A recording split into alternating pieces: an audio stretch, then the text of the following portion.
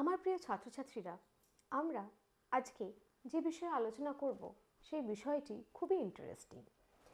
আমরা আজকে জানব যে বিভিন্ন ধরনের অর্গানাইজেশনস বিভিন্ন সেক্টরে কি কি আছে এবং প্র্যাকটিক্যালি তাদের পারপাসেসটা কী, কীভাবে সেই অর্গানাইজেশনসগুলো এক্সিস্ট করে। ডেফিনেটলি অর্গানাইজেশনস সম্পর্কে তোমাদের একটা সার্বিক ধারণা হলে তোমরা বুঝতে পারবে যে এই হিউম্যান রিসোর্স ম্যানেজমেন্ট বিষয়টি প্রত্যেকটি অর্গানাইজেশনের ক্ষেত্রে কীভাবে ওতপ্রোতভাবে জড়িত। সবার আগে একটা বিষয় জানা খুব জরুরি, সেটা হলো যে কোনো ধরনের অর্গানাইজেশনই হোক না কেন হিউম্যান রিসোর্স ম্যানেজমেন্ট ডিপার্টমেন্ট কিন্তু থাকতেই হবে। Finance department, production department, marketing department যেমন গুরুত্বপূর্ণ ভূমিকা পালন করে কোনো অর্গানাইজেশনের ক্ষেত্রে, তেমনই হিউম্যান রিসোর্স ম্যানেজমেন্ট ডিপার্টমেন্টও কিন্তু খুবই গুরুত্বপূর্ণ।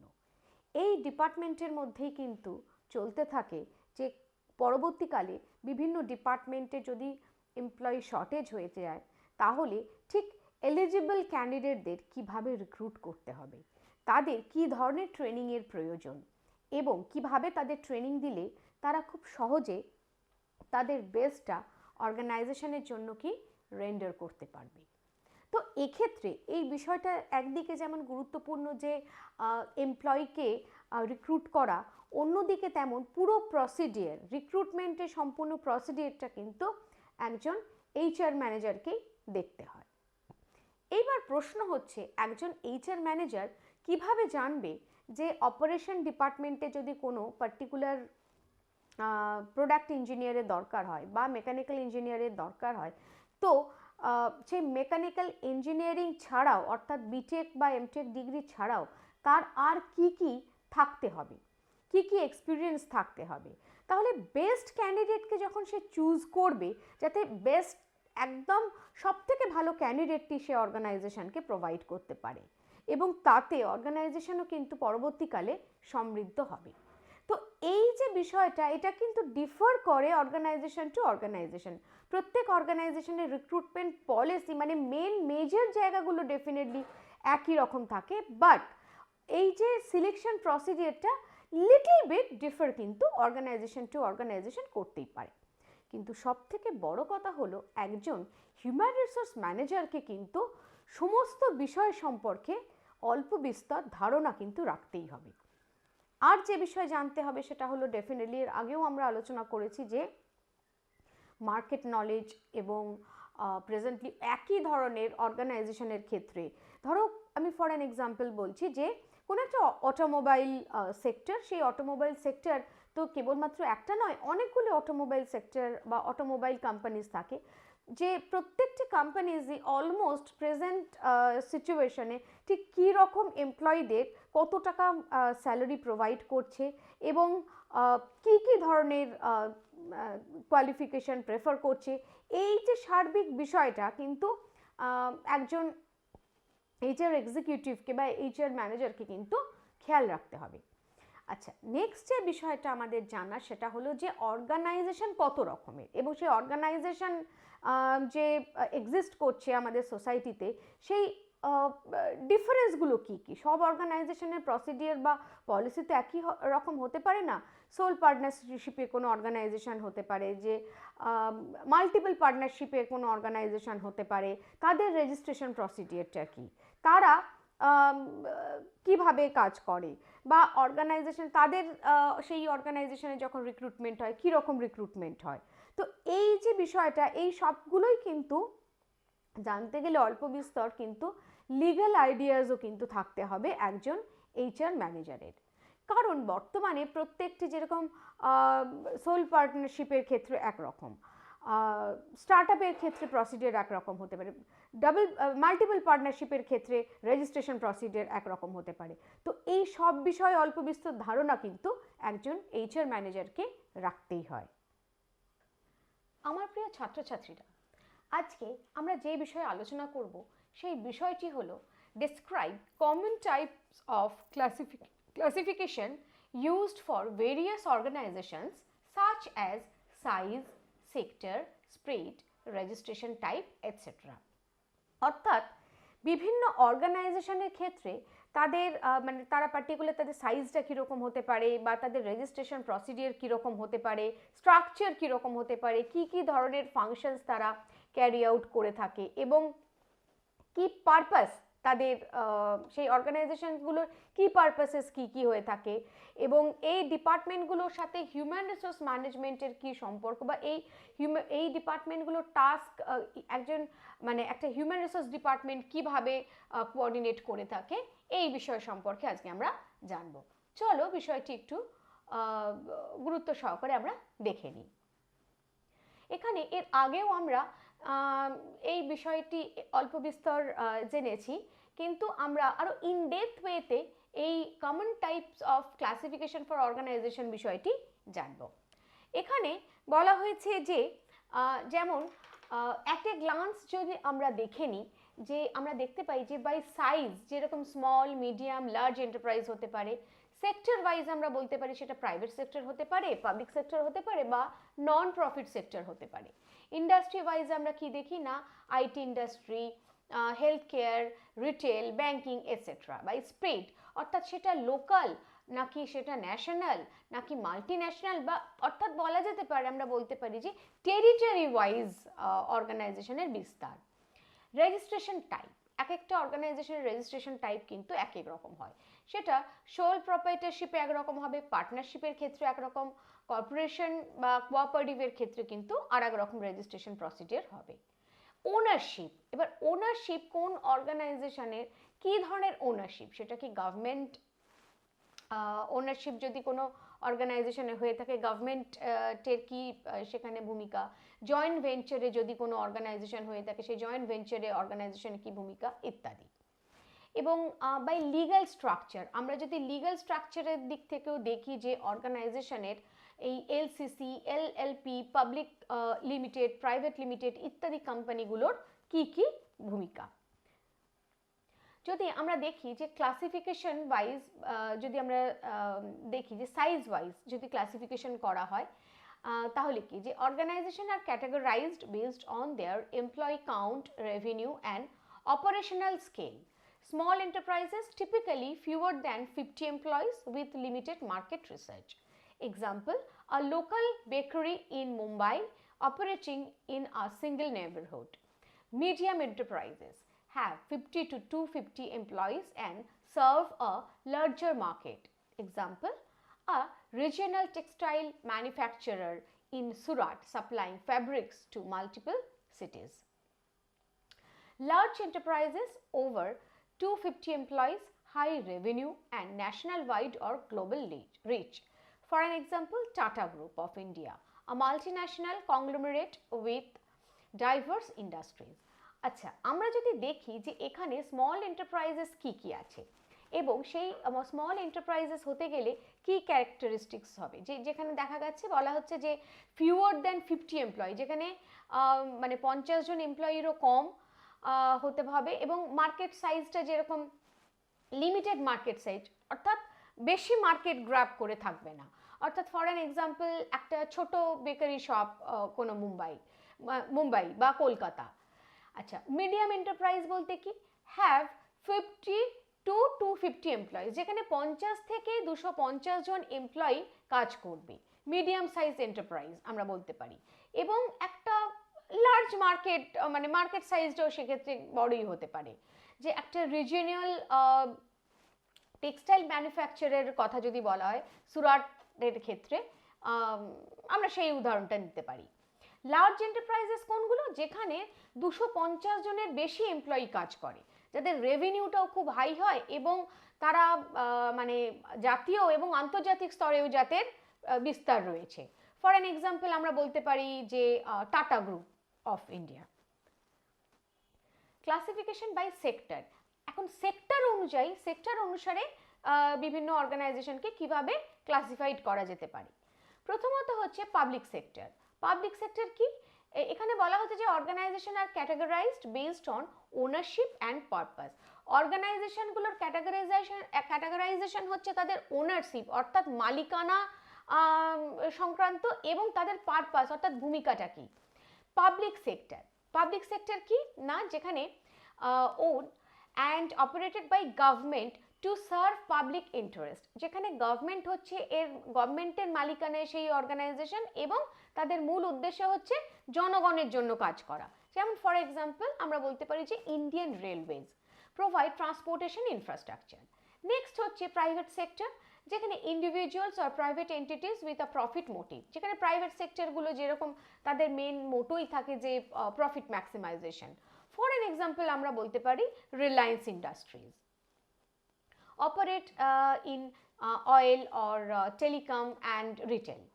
Non-profit sector আমরা বলতে পারি যে works for social causes instead of profit, যেখানে নন প্রফিট অর্গানাইজেশনসগুলোর মেন মোটোই থাকে যে কেবলমাত্র তারা ওয়েলফেয়ার করবে, অর্থাৎ সোসাইটির ওয়েলফেয়ারে তারা যোগদান করবে, তাদের নিজেদের প্রফিটের কথা তারা অতটা ভাবে না। ফর এন এক্সাম্পল আমরা বলতে পারি Red Cross Society. Classification by industry, একটা ইন্ডাস্ট্রি অনুযায়ী ক্লাসিফিকেশন কিভাবে করা হচ্ছে দেখো। এখানে বলছে যে আইটি সেক্টর, যেরকম for an example Infosys, Microsoft, যারা সফটওয়্যার ডেভেলপমেন্ট এবং আর্টিফিশিয়াল ইন্টেলিজেন্স নিয়ে কাজ করে। হেলথ কেয়ার, যেরকম অ্যাপোলো হসপিটালস, মেডিকেল সার্ভিসেস বা ফার্মাসিউটিক্যালস নিয়ে কাজ করে। রিটেল, অ্যামাজন বা ওয়ালমার্ট, যারা ই কমার্স এবং কনজিউমার গুডস নিয়ে কাজ করে। ফিনান্স, যেরকম হচ্ছে HDFC bank, Goldman sketches, banking, investment services etcetera. Education সেক্টরের মধ্যে আমরা বলতে পারি বাইজুস, হার্ভার্ড ইউনিভার্সিটি, যারা অনলাইন এবং অফলাইন এডুকেশন প্রোভাইড করে থাকে। ক্লাসিফিকেশন বাই স্প্রেড, অর্থাৎ বিস্তার বা বিস্তৃতি বা টেরিটোরিয়াল বিস্তার আমরা যেটা বলতে পারি, যে এলাকা ভিত্তিক বা একটা অর্গানাইজেশন সেটা লোকাল, ন্যাশনাল না মাল্টি ন্যাশনাল। এখানে বলা হচ্ছে যে organisations operate at different levels based on their geographic reach, অর্থাৎ ভৌগোলিক পরিধি বা পরিসীমা অনুসারে যে সমস্ত অর্গানাইজেশনকে ক্লাসিফাইড করা হয়েছে। যেমন লোকাল বা স্থানীয় যে অর্গানাইজেশনগুলো, তারা কি অপারেট করে? Operates in a single town or city, একটা নির্দিষ্ট শহর বা শহরের মধ্যে যারা কাজ করে। যেমন family owned restaurant in Delhi, যেখানে হয়তো ফর এন এক্সাম্পল যে একটা ফ্যামিলি বিজনেস একটা চালানো হচ্ছে একটা রেস্টুরেন্টের ক্ষেত্রে। ন্যাশনাল এক্সপ্যান্স অ্যাক্রস আ কান্ট্রি, যেরকম ন্যাশনাল এক্সপ্যান্স বলতে যেরকম সমগ্র দেশ জুড়ে যে অর্গানাইজেশনের বিস্তৃতি রয়েছে। ফর এন এক্সাম্পল আমরা বলতে পারি Haldiram's, a food brand with outlets across India. হলদিরামের ব্রাঞ্চ তোমরা দেখেই থাকবে যে কলকাতা থেকে শুরু করে ব্যাঙ্গালোর থেকে শুরু করে মুম্বাই, দিল্লি, সমস্ত সিটিতে, মেট্রো সিটি থেকে শুরু করে ছোটখাটো সমস্ত জায়গাতেই কিন্তু অল ওভার ইন্ডিয়া এদের বিস্তার। Multinational company operates in multiple countries, এই মাল্টিন্যাশনাল কোম্পানিজ বলতে আমরা বুঝি যে সমস্ত কোম্পানির বিস্তার কেবলমাত্র একটা দেশে নয়, বিভিন্ন দেশে যে কোম্পানির বিস্তার। Apple sell smartphones and technology products worldwide, অ্যাপেলের প্রোডাক্ট ওয়ার্ল্ড ওয়াইড বিখ্যাত এবং ওয়ার্ল্ড ওয়াইড সেটা কিন্তু সেল আউট হয়। ক্লাসিফিকেশন বাই রেজিস্ট্রেশন টাইপ, এখন রেজিস্ট্রেশন টাইপ অনুযায়ী, অর্থাৎ এক একটা অর্গানাইজেশন রেজিস্ট্রেশন টাইপ কিন্তু এক এক রকম হয়। Organizations are legally registered under different structures. আমরা যদি দেখি সোল প্রপাইটারশিপ, যেরকম ওন বাই ওয়ান পার্সন, যেটা একাধীন এক মালিকানার যে বিজনেস, যেরকম এই ধরনের বিজনেসের স্ট্রাকচারও কিন্তু সিম্পল হয়। For an example freelance graphic designer running an independent business, আমরা বলতে পারি যে একজন ধরো ফ্রিল্যান্স গ্রাফিক ডিজাইনার, সে তার একটা বিজনেস চালাচ্ছে, তাহলে এটা কিন্তু সোল প্রপাইটারশিপের বিজনেস এবং এর স্ট্রাকচারটাও খুবই সিম্পল হয়। Partnership, jointly owned by 2 or more individuals. For an example a law firm operated by multiple lawyers, অনেকজন লয়ার মিলে একটা ল ফার্ম চালাচ্ছে। Corporations legally recognized as a separate entity from its owners, যেখানে corporation যেরকম Google, আমরা বলতে পারি publicly traded company. Cooperative company কি না, member own profit sharing business, যেরকম Amul, dairy cooperative benefiting farmers, যারা পার্টিকুলার একটা গ্রুপ, আমরা যাতে বলতে পারি যে আমুল যে কোম্পানি সেটি ডেয়ারি কোঅপারেটিভ যারা বেনিফিশিয়ারিজ আছে, ফার্মার্স আছে, তাদের বেনিফিটের কথা কিন্তু চিন্তা করে। ক্লাসিফিকেশন বাই ওনারশিপ, অর্থাৎ মালিকানাধীন যে সমস্ত কোম্পানিগুলো যখন বিভাজন হয়ে থাকে তখন সেটাকে বলছে যে classification by ownership. For an example, ownership defines how an organization is controlled and managed. যেমন government own, fully or partially state controlled. Example LIC, LIC life insurance corporation of India যে government owned insurance firm. Privately owned কি না, managed by individuals or private farmers. যারা private farmers আছে তারা যদি যেরকম মানে প্রাইভেট ফার্মস যেগুলো রয়েছে আর কি, manage by individuals or private firms, যেমন টিসিএস টাটা কনসালটেন্সি সার্ভিস, এটা একটা লিডিং আইটি কোম্পানি। জয়েন্ট ভেঞ্চারে যে সমস্ত অর্গানাইজেশন বা যে সমস্ত কোম্পানিগুলো চলে। Form by collaboration between two companies, যেরকম মারুতি সুজুকি ইন্ডিয়া জাপান পার্টনারশিপে, অর্থাৎ পার্টনারশিপ ফর্ম করে যে সমস্ত জয়েন্ট ভেঞ্চার একটা পার্টনারশিপে যে সমস্ত কোম্পানিগুলো চলছে, যেরকম মারুতি সুজুকি, এটা কিন্তু মারুতি সুজুকি কিন্তু ইন্ডিয়া এবং জাপান দুটোর পার্টনারশিপে, এই দু দেশের পার্টনারশিপে কিন্তু এই কোম্পানিটা চলছে। অর্থাৎ বুঝতে পারলে যে যেখানে বলা হচ্ছে যে মালিকানাধীন, মানে এক মালিক হবে না, দুজন মালিক হবে নাকি মাল্টিপল মালিক থাকবে সেই অর্গানাইজেশনে, এইভাবে যখন কোনো কোম্পানিকে মানে ডিভাইড করা হয় তখনই সেটাকে বলছে classification by ownership. Common organisational structure and functions in an organisation. Common organisational structure অর্থাৎ আমরা কি দেখি যে কমন অর্গানাইজেশন স্ট্রাকচার কি না, ফাংশনাল স্ট্রাকচার, যেটা divide teams based on specialised function. যেরকম একটা অর্গানাইজেশনে কি এইচআর, তারপরে ফিনান্স, মার্কেটিং, আলাদা আলাদা ডিপার্টমেন্ট আছে। ডিভিশনাল স্ট্রাকচার কি না, divided by product line, geography or market. Matrix structure কি না, hybrid of functional and divisional reporting on multiple managers. Flat structure ki few management levels, decentralized decision making. Hierarchical structure ki na traditional top down chain of command. Team based structure ki na je organized around projects or teams rather than departments. Network structure, outsourcing focus, relying on external collaboration. Process based structure focuses on end to end workflow rather than department. Various functions in an organization. প্রত্যেকটি অর্গানাইজেশনের কিন্তু function আলাদা আলাদা। যেমন আমরা যদি দেখি যে human resource manages recruitment, training, payroll and compliance, অর্থাৎ হিউম্যান রিসোর্স ডিপার্টমেন্টটি কী কাজ করে, তারা মানে রিক্রুটমেন্ট ম্যানেজ করে, ট্রেনিং প্রোভাইড করে, পেরোল ম্যানেজ করে এবং কমপ্লায়েন্সের দিকটি দেখে। Finance and accounting. Finance and accounting ডিপার্টমেন্টের কী কাজ না, budgeting, financial reporting, investment decisions, এই কাজগুলো করে থাকে finance and accounting department. Marketing and sales. Marketing and sales ডিপার্টমেন্টের কী কাজ, branding, advertising, customer অ্যাকুইজিশনস and revenue generations. Operations and production department, যেখানে manufacturing, logistics, supply and chain management, operations and প্রোডাকশনের দিকটি দেখে। Customer service handles customer support, grievances and service improvement, অর্থাৎ customer ডিপার্টমেন্টটি কী দেখে, যে হ্যান্ডেল করে কাস্টমারদের কী কী প্রবলেম, তাদের কী গ্রিভেন্সেস আছে এবং কীভাবে সার্ভিসটা ইমপ্রুভ করা যায় ইত্যাদি।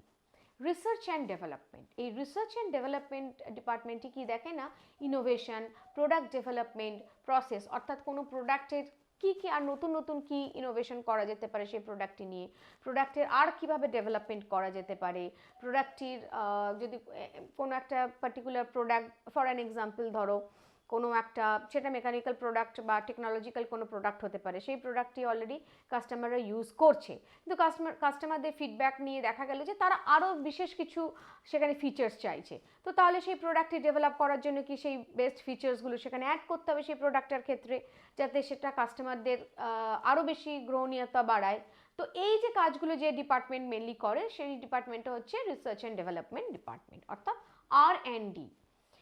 আচ্ছা, IT and technology. IT and technology ডিপার্টমেন্টের কাজ কি না, সাইবার সিকিউরিটি দেখা, সফটওয়্যার ম্যানেজ করা এবং ডিজিটাল ট্রান্সফরমেশন ঠিকঠাক মতো হচ্ছে কিনা সেইটি।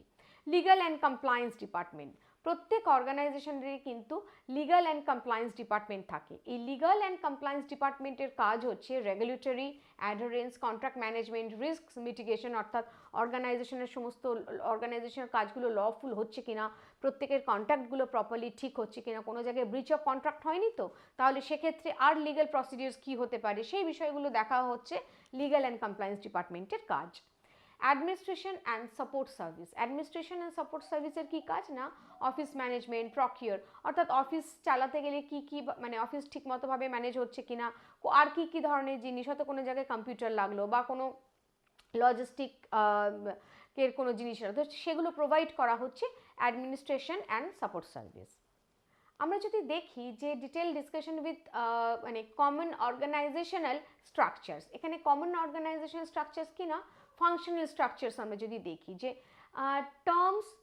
Teams are divided based on job function, job ফাংশনের বেসিসে কিন্তু ডিভাইড করা হয় এইচআর, ফিনান্স এবং অপারেশনস ডিপার্টমেন্টকে।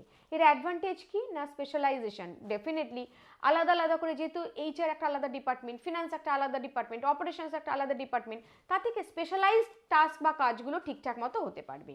এতে এফিসিয়েন্সি বাড়ে এবং রিপোর্টিং যে সিস্টেমটা, সেই সিস্টেমটাও কিন্তু ভালো হয়। আচ্ছা, ডিসঅ্যাডভান্টেজ কি, যে লিমিটেড ক্রস ফাংশনাল কোলাবোরেশন, অনেক সময় হয়তো দেখা গেল ভুল করে মানে যে কাজটা এইচআর ডিপার্টমেন্টের করার কথা নয়, সেটা হয়তো ফিনান্স ডিপার্টমেন্ট মানে ভুল করে সেই কাজটা করে ফেলেছে। তো এই ধরনের কোনো ক্রস ফাংশনিং প্রবলেমস হতেই পারে। হয়তো দেখা গেলো পেরোলের ডেটা ম্যানেজমেন্টের কাজটা এইচআর ডিপার্টমেন্টের, কিন্তু সেটা এখন ফিনান্স ডিপার্টমেন্টকে করতে হচ্ছে এইচআরে, যেহেতু ডিপার্টমেন্টের স্টাফ শর্টেজের জন্য। তো এই রকম একটা মানে এই ধরনের ছোটোখাটো কিছু ক্রস ফাংশনিং কোলাবোরেশন হতেই পারে। এক্সাম্পল আমরা যদি বলি যে Google has separate departments for engineering, marketing, HR and sales. যেরকম আমরা মানে সাধারণত একটা ডিপার্টমেন্টের এই যে কমন অর্গানাইজেশনাল স্ট্রাকচার আমরা যদি বলি যে গুগল একটা কোম্পানি এবং এটি একটি বিশ্ববিখ্যাত কোম্পানি, সেই গুগলের যেরকম সেপারেট ডিপার্টমেন্ট, অর্থাৎ প্রত্যেকটা আলাদা আলাদা ডিপার্টমেন্ট থাকে, সেটা হচ্ছে ইঞ্জিনিয়ারিং, মার্কেটিং, এইচআর এবং sales department. Divisional structure, divisional স্ট্রাকচারের ক্ষেত্রে কি, organisation is divided based on products, markets or regions, অর্থাৎ অর্গানাইজেশনটি যখন স্ট্রাকচার ওয়াইজ ডিভাইডেড হচ্ছে তখন সেটা কি প্রোডাক্ট, মার্কেট এবং রিজিয়ন ওয়াইজ কিন্তু মানে ডিভাইডগুলো হচ্ছে। অ্যাডভান্টেজ কি না, স্পেশালাইজেশন বাই প্রোডাক্ট লাইন ও জিওগ্রাফি, অর্থাৎ এর অ্যাডভান্টেজ হচ্ছে যে প্রোডাক্ট লাইন এবং জিওগ্রাফি, যে আলাদা আলাদা মানে এক একটা জোনকে পার্টিকুলার যদি মানে এক একটা অর্গানাইজেশনের প্রোডাক্ট এবং মার্কেট যদি মানে ডিভাইডেড হয়ে থাকে, তাতে কি হবে না যে মানে স্পেশাল প্রোডাক্ট লাইন, অর্থাৎ পার্টিকুলার ফর অ্যান এক্সাম্পল দেখা যাচ্ছে যে যেমন Samsung has divisions for mobile, appliances and semiconductors. এই প্রত্যেক অ্যাপেলের যে প্রোডাক্টগুলো, এগুলো কিন্তু আলাদা আলাদা করে, দেখো মোবাইলের জন্য একটা আলাদা সেকশন, অ্যাপ্লায়েন্সেসের জন্য আলাদা সেকশনস, এবং সেমিকন্ডাক্টার্সগুলো হয়তো দেখা যাচ্ছে এর জন্য আলাদা একটা সেকশনস, এবং পার্টিকুলারলি ধরো অ্যাপেলের মোবাইল একটা স্টোর থেকে পাওয়া যায়, অ্যাপ্লায়েন্সেসগুলো আর একটা স্টোর থেকে পাওয়া যায়, সেমিকন্ডাক্টার্সগুলো একটা স্টোর থেকে পাওয়া যায়। তো এই যে ডিভিশনগুলো, এটাতে কিন্তু কাস্টমারের ক্ষেত্রেও সুবিধে হয়। আমরা দেখি যে ম্যাট্রিক্স স্ট্রাকচার, এই ম্যাট্রিক্স স্ট্রাকচারটা কি, চলো এই ডেফিনেশন একটু দেখে নেওয়া যাক। Employees report to both functional and project managers. Advantages enhances flexibility, resource sharing. Disadvantage কি না, can create confusion and conflicts in reporting. Example, Boeing employees work under both functional and project teams. যেমন দেখা গেল যে employees report to both functional and project managers, যে matrix ডিপার্টমেন্টে যে একটা ফাংশনাল মানে যদি অ্যাডভান্টেজেস দেখি আমরা, যে ফ্লেক্সিবিলিটি বাড়ায়, রিসোর্স শেয়ার করে ঠিকই, কিন্তু অন্যদিকে কনফিউশন এবং কনফ্লিক্টও কিন্তু ক্রিয়েট করে, যে যেখানে বোথ মানে দুজনকে রিপোর্ট করতে হচ্ছে, যে মানে যে ফাংশনাল হেড তাকেও রিপোর্ট করতে হচ্ছে, আবার যে প্রজেক্ট টিম ম্যানেজার তাকেও রিপোর্ট করতে হচ্ছে। তো তাতে কিন্তু একদিকে কিন্তু কাজটার ফ্লেক্সিবিলিটির থেকে অনেক সময় কি হয় যে একটুখানি কনফ্লিক্ট ক্রিয়েট হয়ে থাকে। ফ্ল্যাট স্ট্রাকচার অর্গানাইজেশনসগুলো কি না, few management levels যেখানে employees have more autonomy. Advantages কি না, first decision making promotes collaboration. Disadvantage কি না, can be chaotic if not well managed. Example, Zappos US, a holacracy model with self-managed teams. এখানে flat অর্গানাইজেশনের ক্ষেত্রে যেরকম অর্গানাইজেশনে এখানে অত বেশি কনফ্লিক্ট থাকে না, ফিউ ম্যানেজমেন্ট লেভেল, খুব কম মানে ম্যানেজমেন্ট লেভেলও সেভাবে সেই অর্থে খুব বেশি থাকে না, এবং এমপ্লয়িজ নিজেরাই নিজেদের মতো করে বিভিন্ন ডিপার্টমেন্টগুলোকে দেখতে পারে। এক্ষেত্রে কি ডিসিশন মেকিংটাও ভালো হয় এবং নিজেদের মধ্যে একটা কোলাবোরেশনও থাকে। কিন্তু একটা ডিসঅ্যাডভান্টেজও আছে এই ধরনের ফ্ল্যাট স্ট্রাকচার অর্গানাইজেশনের ক্ষেত্রে, যে ঠিকঠাক মতোভাবে যদি ম্যানেজ না হয় তাহলে কিন্তু ক্যাওস সৃষ্টি হতে পারে। আর আমরা যদি উদাহরণের কথা বলি তো জ্যাপোজ মানে যেটা হচ্ছে ইউএস এর একটা খুব ভালো কোম্পানি, সেই উদাহরণটা আমরা সাইট করতে পারি।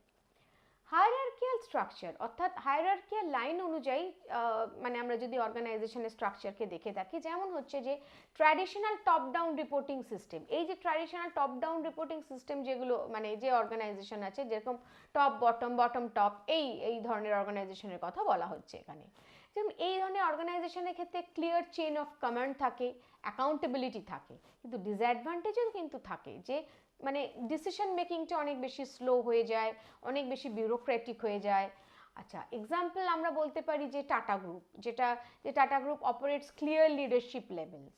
তো সেখানে হায়ারার্কিয়াল যেরকম টপ ডাউন যে কোম্পানিগুলো যেরকম ধরো চেয়ারম্যান যে ধরনের সেই সিদ্ধান্ত নেবে, সেই সিদ্ধান্তটাই একদম টপ ডাউন, অর্থাৎ আস্তে আস্তে সেটি জেনারেল ম্যানেজার থেকে সিইও থেকে মানে হেড অফ দ্য ডিপার্টমেন্টসগুলো থেকে লাইন ম্যানেজার, এইভাবে যে ধরনের যে কমেন্টটা যখন টপ ডাউন মোডে ফ্লো করছে, সেটা হচ্ছে traditional top down reporting system আমরা বলতে পারি।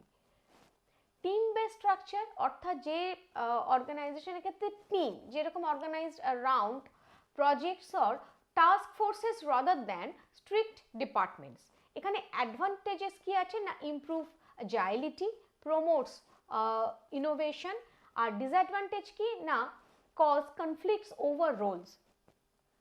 এক্সাম্পল আমরা বলতে পারি টেলসা uses small teams for innovation and product development. এখানে বলছে যে টিম বেসড স্ট্রাকচার অর্থাৎ যেখানে টিমের সাইজ বলা যায় বা টিমের ডেন্সিটি অনুযায়ী সেই অর্গানাইজেশন স্ট্রাকচারটা ডিভাইডেড। যেমন অ্যারাউন্ড প্রজেক্ট টাস্ক ফোর্স, মানে এক একটা প্রজেক্টের নেচার অনুযায়ী সেই ডিপার্টমেন্টগুলোকে আলাদা করা হচ্ছে।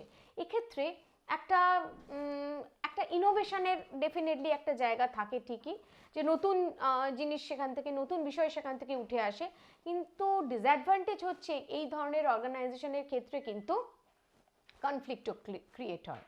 আমরা এক্সাম্পল হিসেবে টেলসার যে কোম্পানিটি সেই উদাহরণটা ডেফিনেটলি নিতে পারি।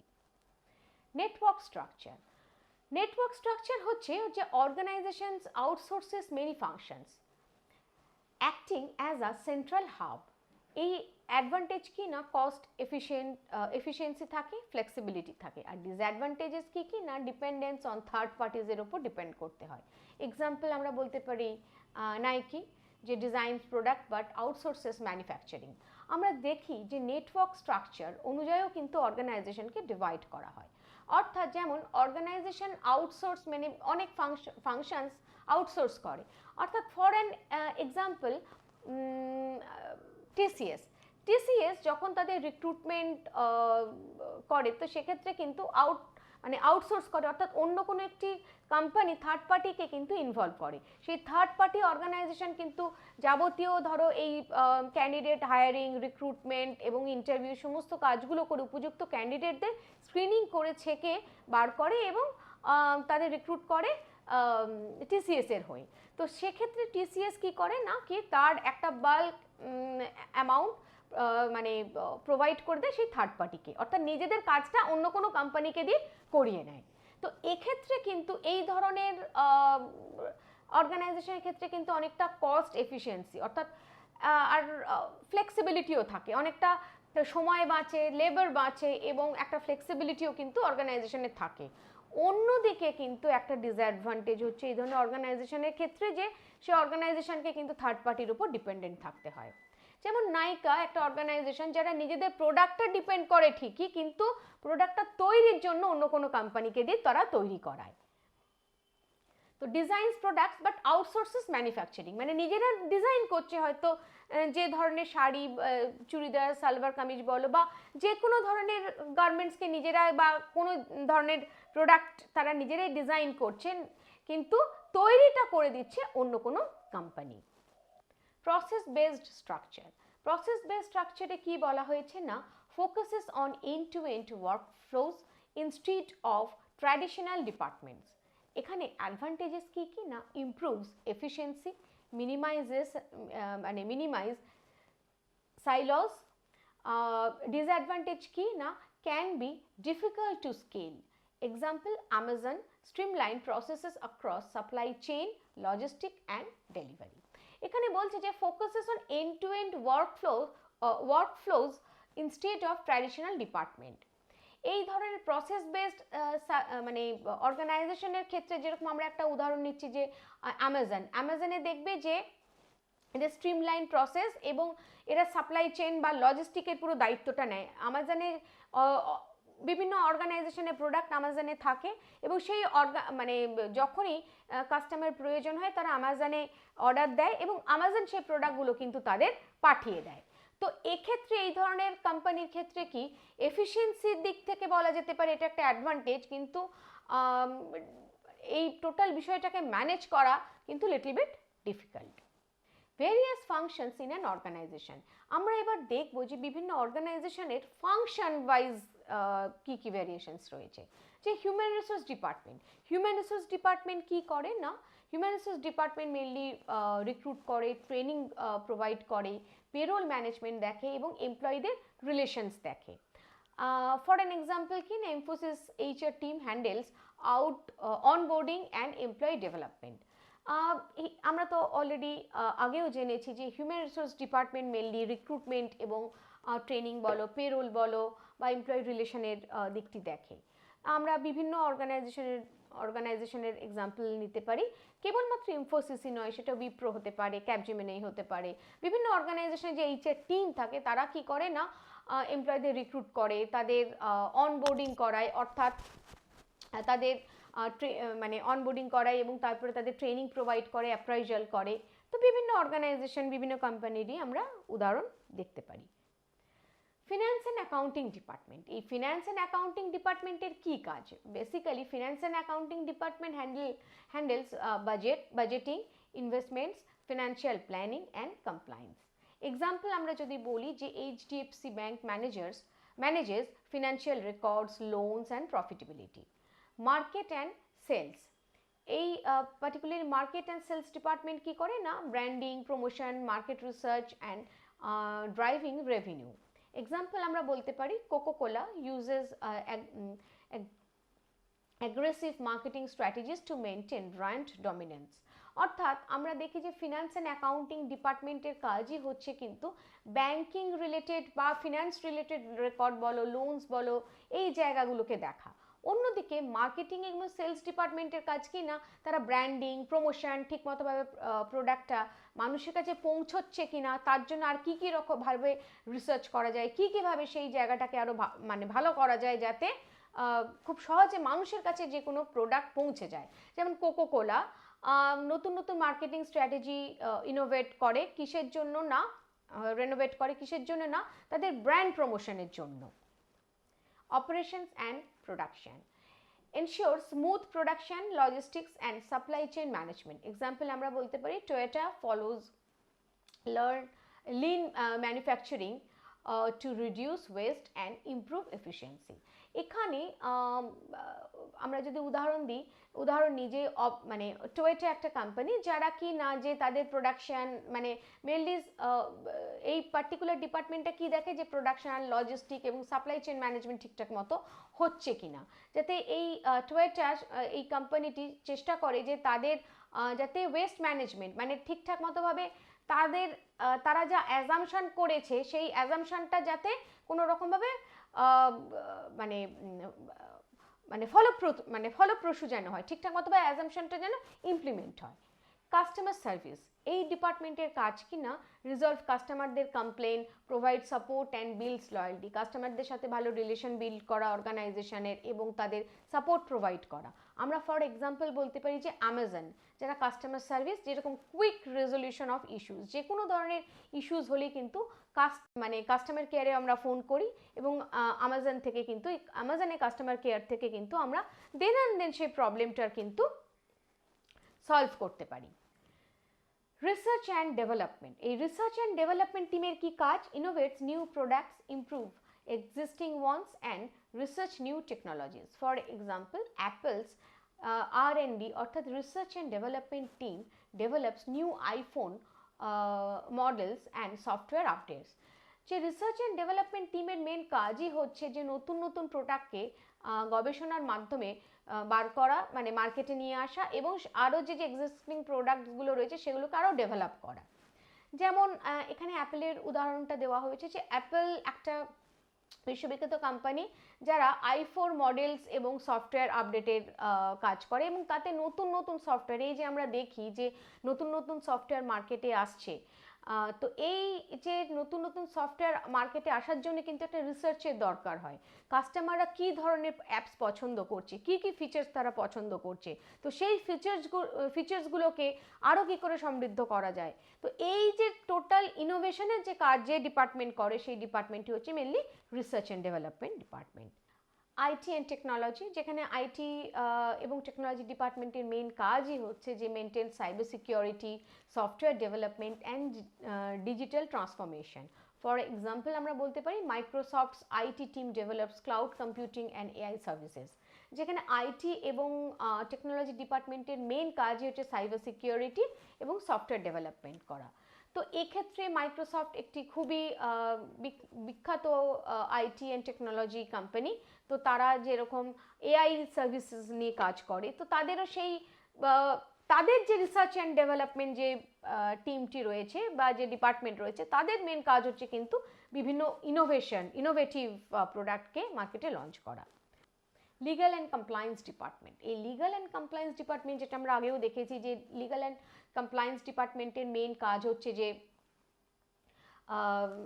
ঠিকঠাক মতোভাবে গভর্নমেন্টের রুল এবং রেগুলেশনসকে মেনে চলা।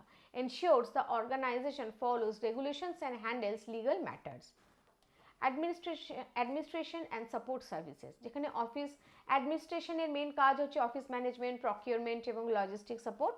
আমরা এক্সাম্পল হিসেবে এভিয়েশন ইন্ডাস্ট্রির ground staff ensures smooth airport operation, যে গ্রাউন্ড স্টাফরা যারা রয়েছে যে বিভিন্ন এয়ারপোর্টে তাদের মেন কাজ হচ্ছে কি যাতে মানে স্মুথ ফাংশনিংটা হয় আর কি, মানে স্মুথ ফাংশনিংটা হয় এয়ারপোর্টের অপারেশন ডিপার্টমেন্ট এবং মানে গ্রাউন্ড স্টাফেরাই এনশিওর করে যে স্মুথ ফাংশনিংটা যাতে হয় এয়ারপোর্টের গ্রাউন্ড সেকশনে।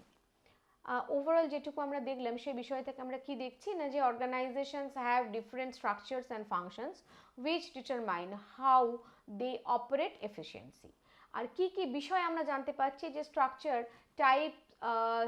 টাইপস ইনক্লুডিং ফাংশনাল হতে পারে, ডিভিশনাল হতে পারে, ম্যাট্রিক্স হতে পারে, হায়ারার্কিয়াল হতে পারে, ফ্ল্যাট স্ট্রাকচার হতে পারে, টিম বেসড স্ট্রাকচার হতে পারে, নেটওয়ার্ক বেসড হতে পারে এবং প্রসেস বেসড হতে পারে এবং প্রত্যেকেরই এক একটা অ্যাডভান্টেজেস এবং ডিসঅ্যাডভান্টেজেস ডেফিনেটলি আছে।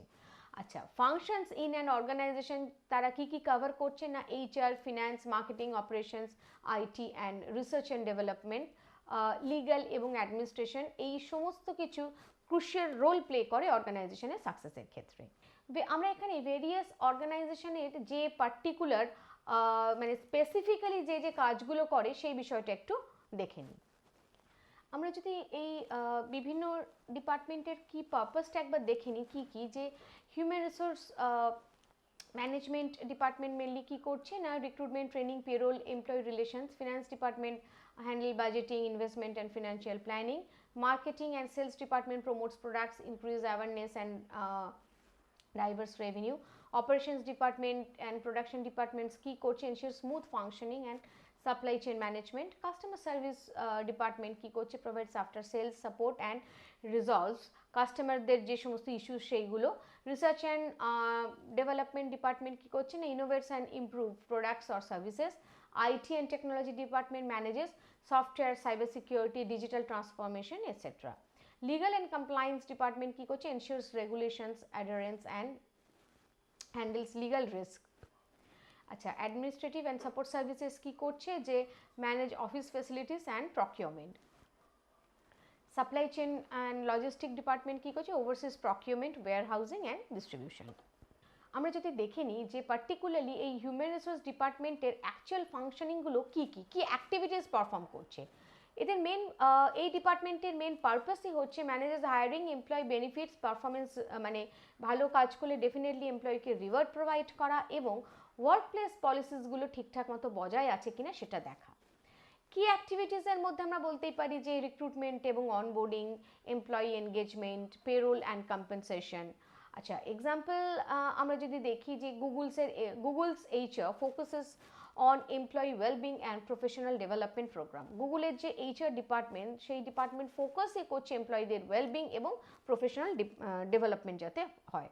ফিনান্স অ্যান্ড অ্যাকাউন্টিং ডিপার্টমেন্টের পারপাস আমরা যদি দেখি যে manages financial planning, tax compliance, investments এগুলো, এবং বাজেটিং এবং কন্ট্রোল করা। ফিনান্স রিপোর্টিং, ফিনান্সিয়াল রিপোর্টিং যখন অডিট হবে তো সেক্ষেত্রে ফিনান্সিয়াল রিপোর্টিং যাতে ঠিকঠাক মতো থাকে।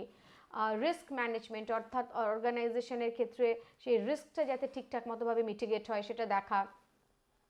এবং এক্সাম্পল হিসেবে আমরা বলতে পারি যে HDFC bank's finance team ensures profitability and compliance with financial regulations.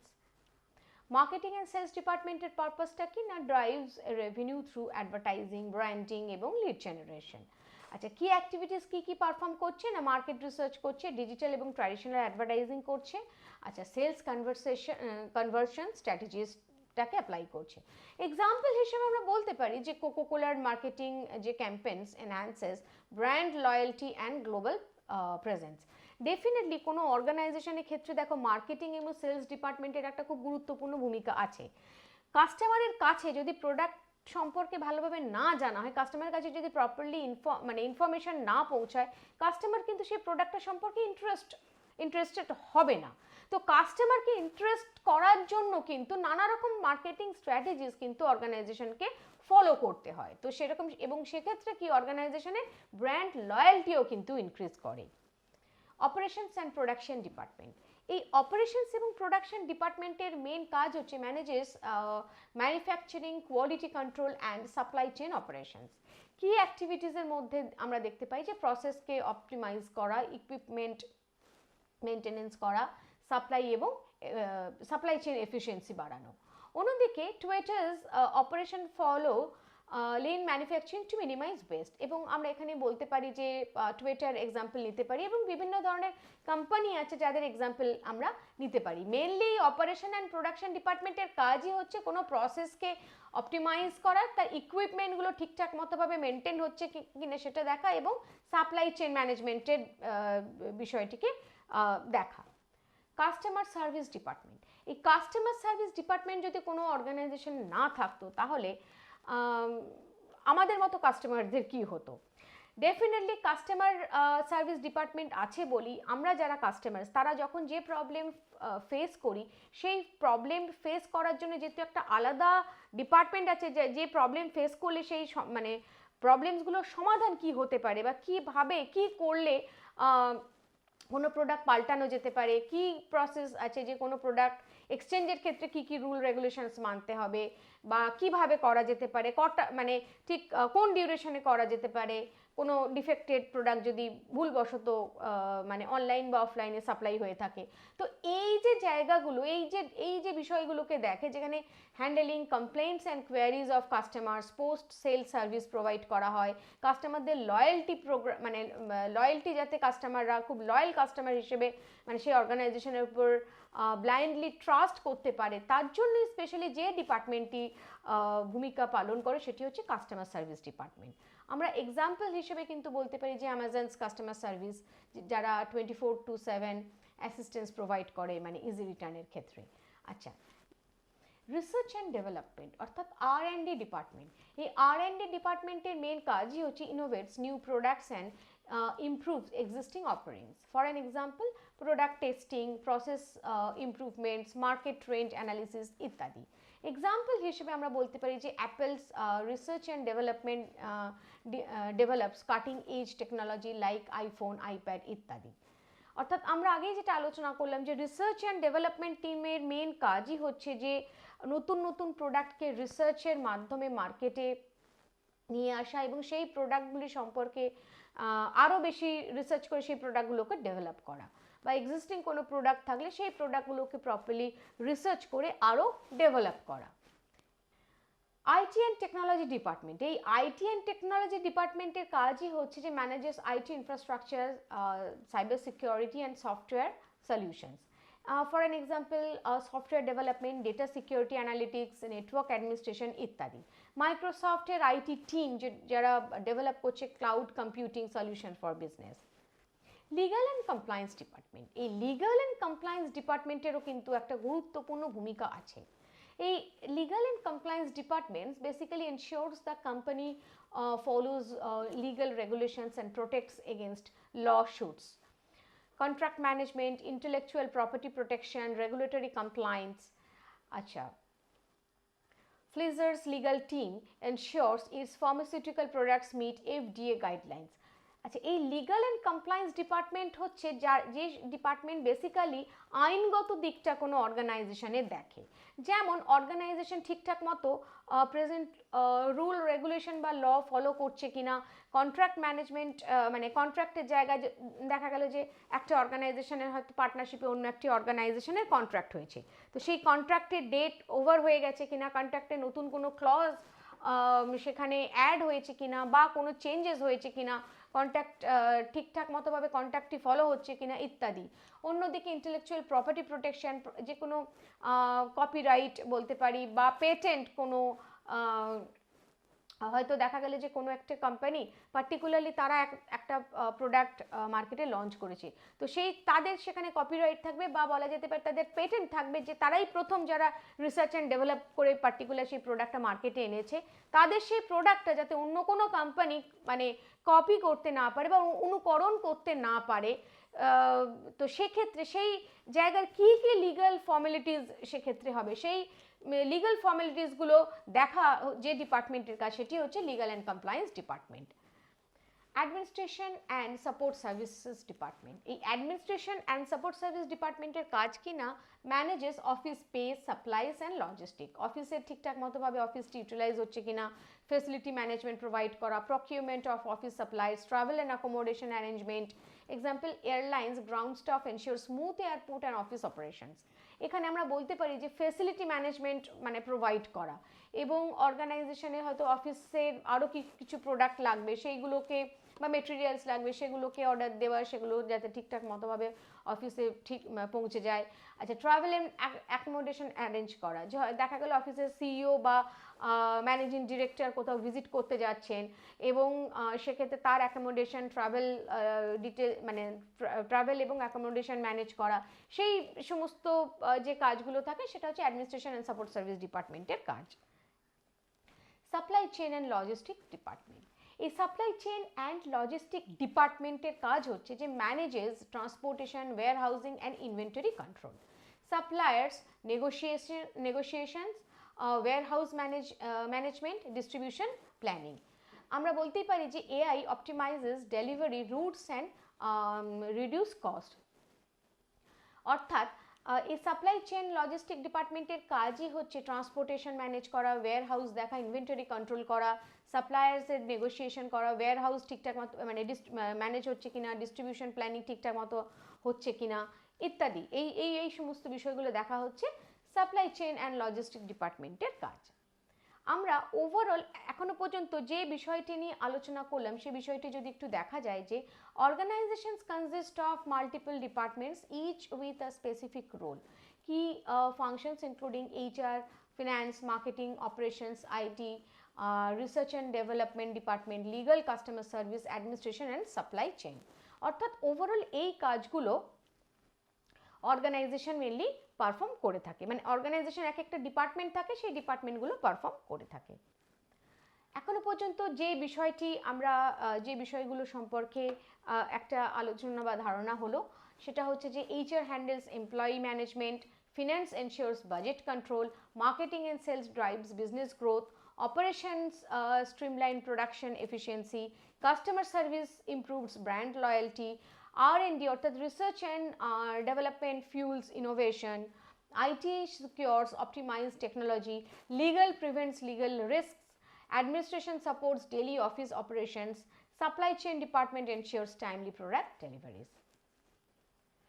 Human resource department থেকে আমরা কি জানলাম না, recruitment and talent acquisition, hiring skilled employee onboarding and orientation, introduction new hires to the company, training and development enhances employee skills and performance management, evaluating and improving employee productivity, compensation and benefits management যেখানে managing salaries, bonus and perks, employee relations and engagement অর্থাৎ ensuring job satisfaction and workplace culture, HR compliance and labor laws, adhering to legal regulations and workplace policies, workforce planning and succession planning, managing future talent needs, health, safety and employee well-being, ensuring a safe and healthy work environment, HR analytics and technology using HR software for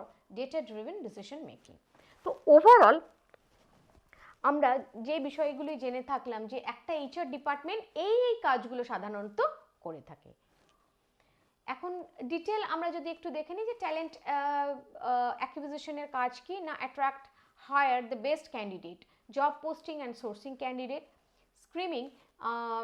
screening resumes and conducting interviews, managing job offers and negotiation. For an example আমরা বলতে পারি যে TCS একটা IT sector যারা recruit engineers through campus drives and lateral hirings. তো এই recruitment এবং এই HR ডিপার্টমেন্টের রিক্রুটমেন্ট এবং ট্যালেন্ট অ্যাকুইজিশন ডিপার্টমেন্টের কাজই হচ্ছে জব পোস্টিং আর ক্যান্ডিডেটকে সোর্সিং করা, তাদের ইন্টারভিউকে প্রপারলি স্ক্রিনিং করা এবং ইন্টারভিউ নেওয়া এবং তাদের জবের অফার লেটার দেওয়া এবং তাদের সাথে নেগোসিয়েশন করা, তো স্যালারি রিলেটেড নেগোসিয়েশন করা। এমপ্লয়ি অনবোর্ডিং অ্যান্ড ওরিয়েন্টেশন কি আমরা দেখছি যে ensure smooth intention of new hires, যেখানে কোম্পানি পলিসিস মানে কোম্পানির কি পলিসিস আছে সেগুলো বোঝানো, অ্যাসাইনিং মেন্টার্স এবং training program, setting up IT and documentation.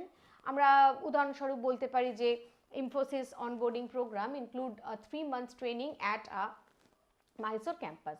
অর্থাৎ যখনই কোনো এমপ্লয়ি কোনো জায়গায় রিক্রুটেড হয় তখন সেই এমপ্লয়িকে একটা অনবোর্ডিং অর্থাৎ অর্গানাইজেশন সম্পর্কে জানানো এবং একটা ট্রেনিং প্রোভাইড করা হয়। তো ওভারঅল কী ধরনের কাজ অর্গানাইজেশনে হয়, কীভাবে হচ্ছে, এই সমস্ত বিষয় সম্পর্কে এমপ্লয়িকে ওয়াকিবহাল করা হয় এবং তার জন্য অনেক অর্গানাইজেশন ট্রেনিংও প্রোভাইড করে থাকে। Training and development, training and ডেভেলপমেন্টের ক্ষেত্রে আমরা দেখতে পারি যে upskill employee for better productivity, conducting workshops and learning, leadership soft skill, technical and compliance training ইত্যাদি। গুগল অন্যতম একটি organisation.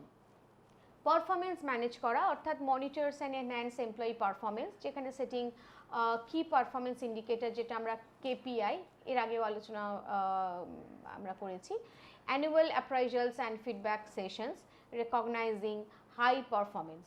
For an example, Amazon uses data analytics for performance tracking and feedback. এখানে অর্গানাইজেশনে KPI অর্থাৎ কি performance indicator ঠিকমতোভাবে বজায় রাখা হচ্ছে কিনা বা অ্যাপ্রাইজাল ঠিকমতো হচ্ছে কিনা, এই বিষয়গুলো দেখা হচ্ছে পারফরমেন্স ম্যানেজমেন্ট, মানে এই বিষয়গুলো পারফরমেন্স ম্যানেজমেন্টের অন্তর্গত এবং HR ডিপার্টমেন্ট এগুলো দেখে থাকে। যেহেতু আমাজন তাদের ডেটা অ্যানালিটিক্স টুল ইউজ করে এই বিভিন্ন এমপ্লয়ীদের পারফরমেন্স ট্র্যাকিং করে। কম্পেনসেশন অ্যান্ড বেনিফিট ম্যানেজমেন্ট, যেটা HR ডিপার্টমেন্টের অন্যতম গুরুত্বপূর্ণ কাজ, ensures competitive pay and benefits, salary structuring and benchmarking, incentive programs and bonuses, health insurance. অর্থাৎ কম্পেনসেশনের দিকটা অর্থাৎ ঠিকমতোভাবে এমপ্লয়িরা তাদের বেনিফিট পাচ্ছে কিনা এই বিষয়টা দেখাও কিন্তু HR ডিপার্টমেন্টের কাজ। আমরা ওভারঅল এতক্ষণ পর্যন্ত যে বিষয়ে আলোচনা করলাম সেই বিষয়গুলো যদি এক নজরে দেখে নিই। Recruitment and talent acquisition focuses on attracting and hiring top talent through job postings, resume screening and interviews, with companies like TCS using campus drives for recruitment. Employee onboarding and orientation ensure smooth integration of new hires by introducing company policies, assigning mentors and handling IT setup like Infosys 3 months training program. Training and development enhances employee skills with workshops, e-learning and leadership training, exemplified by Google's Grow with Google program. Performance management tracks and boosts employees' performance using KPIs, appraisal and feedback as seen in Amazon's data-driven approach. Compensation and benefits management focuses on structuring competitive salaries, incentive programs and benefits like health insurance to attract and retain talent. আমরা যদি overall দেখে থাকি যে HR ডিপার্টমেন্টের overall কাজ হচ্ছে recruitment and acquisition, এমপ্লয়ীদের onboarding এবং orientation, training এবং ডেভেলপমেন্ট তো অবশ্যই, পারফরমেন্স ম্যানেজমেন্ট এবং কম্পেনসেশন আর বেনিফিট ম্যানেজমেন্ট। আমার প্রিয় ছাত্রছাত্রীরা, এখনো পর্যন্ত আমরা যে বিষয়ে আলোচনা করলাম সেই বিষয়টি হলো যে কোনো অর্গানাইজেশনের HR ডিপার্টমেন্ট ঠিক কী কী কাজ করে থাকে এবং আলাদা আলাদা কী কী সেক্টরস রয়েছে, সেই সেক্টরসগুলোর কীভাবে সেক্টরসগুলোকে ডিফাইন করা যেতে পারে, তার আন্ডারে কোন কোন কোম্পানিজরা আসে এবং কীভাবে সেই অর্গানাইজেশনসগুলো কাজ করে। তো এই বিষয়ে জানার ক্ষেত্রে আমাদের প্রথমে যে বিষয়টা জানা দরকার যে এই যে কোম্পানি সেগ্রিগেশন, সেই কোম্পানি সেগ্রিগেশন ইন্ডাস্ট্রি ওয়াইজ হতে পারে, তাদের মালিকানা অর্থাৎ ওনারশিপ ওয়াইজ হতে পারে, তাদের জিওগ্রাফিক্যাল টেরিটোরিয়াল হতে পারে অর্থাৎ কী ধরনের সার্ভিস প্রোভাইড করে সেই অনুযায়ী হতে পারে, স্ট্রাকচার অনুযায়ী হতে পারে যে সেটা ফ্ল্যাট স্ট্রাকচার, ম্যাট্রিক্স স্ট্রাকচার নাকি কি। তো এই যে অর্গানাইজেশনের ডিফারেন্সিয়েশন আমরা যেরকম ইন্ডাস্ট্রি ওয়াইজ যদি করে থাকি তাহলে আমরা দেখি কি আইটি সেক্টর, ফার্মাসিউটিক্যাল সেক্টর, তারপরে হচ্ছে health care sector, entertainment sector বা মিডিয়া সেক্টর বলা যেতে পারে, এডুকেশনাল সেক্টরস। তো এই যে সেক্টরসগুলো এই ডিফারেন্সগুলো কিন্তু ইন্ডাস্ট্রি অর্থাৎ এডুকেশন একটা ইন্ডাস্ট্রি, আইটি একটা ইন্ডাস্ট্রি। তো এই ইন্ডাস্ট্রি ওয়াইজ কিন্তু আমরা সেগ্রিগেট করতে পারি। আমরা যদি দেখি যে পার্টিকুলারলি অর্গানাইজেশন কী ধরনের সার্ভিস প্রোভাইড করে থাকে, যে বা টেরিটরি ওয়াইজ আমরা যদি বলি যে পার্টিকুলারলি প্যান ইন্ডিয়া বেসিস কী কী ধরনের অর্গানাইজেশন আছে, লোকাল কী কী ধরনের অর্গানাইজেশন আছে বা মাল্টিন্যাশনাল কী কী ধরনের অর্গানাইজেশন আছে, সেই অনুযায়ী অর্গানাইজেশনসের ডিফারেন্সিয়েশনস বা ডিফারেন্সও আমরা করতে পারি। আর সবথেকে গুরুত্বপূর্ণ যে বিষয়টি আমাদের জানার সেটা হচ্ছে যে এই যে এত অর্গানাইজেশনস এবং এই যে ইন্ডাস্ট্রি ওয়াইজ ডিফারেন্স আমরা করছি, জিওগ্রাফিক্যাল ডিফারেন্সেস করছি, তো প্রত্যেকটা ক্ষেত্রেই HR ডিপার্টমেন্টের কিন্তু একটা ভূমিকা আছে। যদি অর্গানাইজেশনের মধ্যেও বিভিন্ন ডিপার্টমেন্ট আছে, যেটা আমরা আগেও আলোচনা করলাম যে marketing department, finance department, operation department, research and development department এবং HR ডিপার্টমেন্ট। তো যেহেতু আমরা HR ডিপার্টমেন্ট, প্রত্যেকটা ডিপার্টমেন্টেরই আলাদা আলাদা ফাংশনস রয়েছে, তো এই যে আলাদা আলাদা ডিপার্টমেন্টগুলোর ফাংশনস, এই আলাদা আলাদা ডিপার্টমেন্টগুলো সাধারণত কিভাবে কাজ করে থাকে এবং সেক্ষেত্রে ডিপার্টমেন্টের ক্ষেত্রে আমরা যদি এ বিষয়টাও দেখি যে এই যে কাজের যে প্রবাহ এবং কাজের যে প্র্যাকটিক্যাল মানে পার্টিকুলারলি যে ডিফারেন্সেস, এই ডিফারেন্সেসগুলো কিন্তু একটা মিনিংফুল কনসিকুয়েন্স রাখে। তার কারণ হচ্ছে যে প্রত্যেকটা ডিপার্টমেন্ট যদি সব কাজ করে ফেলে তাহলে কিন্তু অর্গানাইজেশনের যে কোনো কাজই কিন্তু প্রপারলি অর্গানাইজড হবে না। ডিপার্টমেন্টগুলোকে আলাদা করার পশ্চাতে মূল যে বিষয়টি কাজ করে সেটা হচ্ছে স্পেশালাইজড সার্ভিস। ডিপার্টমেন্ট আলাদা হওয়ার জন্য, ডিপার্টমেন্টের নেচার আলাদা হওয়ার জন্য সার্ভিসও কিন্তু সেখানে স্পেশালাইজড সার্ভিস পাওয়া হয় এবং তার ফলে কিন্তু কোনো জটিলতা থাকে না। এখন প্রশ্ন হচ্ছে HR ডিপার্টমেন্টের কাজ যদি মার্কেটিং ডিপার্টমেন্ট করে বা মার্কেটিং ডিপার্টমেন্টের কাজ যদি HR ডিপার্টমেন্ট করে, সেক্ষেত্রেই কিন্তু কনফ্লিক্টের সূচনা হওয়ার সম্ভাবনা থাকে। কিন্তু যদিও সাধারণত এই ধরনের ভুলভ্রান্তি হয় না, যেহেতু যে কোনো অর্গানাইজেশনের ক্ষেত্রে প্রত্যেকটা ডিপার্টমেন্ট আলাদা করা থাকে এবং ডিপার্টমেন্টের ফাংশনিংস, রোল এই সমস্ত কিছু আলাদা থাকে, তো তার ফলে খুব অর্গানাইজড ওয়েতেই সাধারণত কাজ হয়ে থাকে। তো তার মধ্যে আমাদের এইচআর ডিপার্টমেন্টের যে কাজ, সেই কাজ কিন্তু খুবই গুরুত্বপূর্ণ। যদিও সমস্ত ডিপার্টমেন্টের কাজই গুরুত্বপূর্ণ, কিন্তু এইচআর ডিপার্টমেন্টের যে কাজ সেটি কিন্তু খুব গুরুত্বপূর্ণ, কারণ এইচআর ডিপার্টমেন্টকে কিন্তু একা হাতেই মাল্টিপল ওয়ার্ক করতে হয়। একদিকে এমপ্লয়ীদের রিক্রুটমেন্ট থেকে শুরু করে তাদের বিভিন্ন